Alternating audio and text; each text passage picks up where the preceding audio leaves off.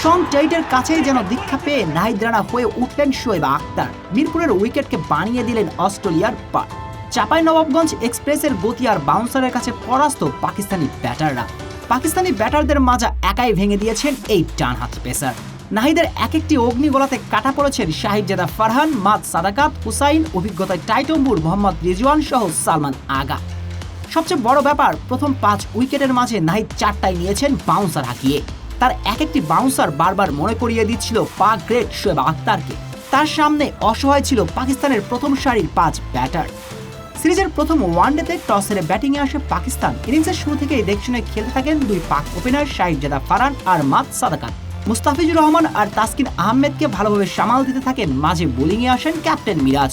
তবুও অবিচল ছিলেন অতিথিদের 2 ব্যাটার। কোনো ভুল পথে পা না বাড়িয়ে প্রথম পাওয়ার প্লেতে তুলে নেন 40 রান।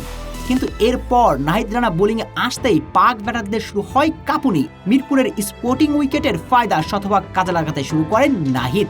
প্রথম ওভার থেকে গতি আর সুইংয়ে কেঁপে ওঠে সাহিবজাদা ফারহান। এরপর মাদ সাদকাতকে বিদায় করেন আরেকটি শর্ট ডেলিভারিতে।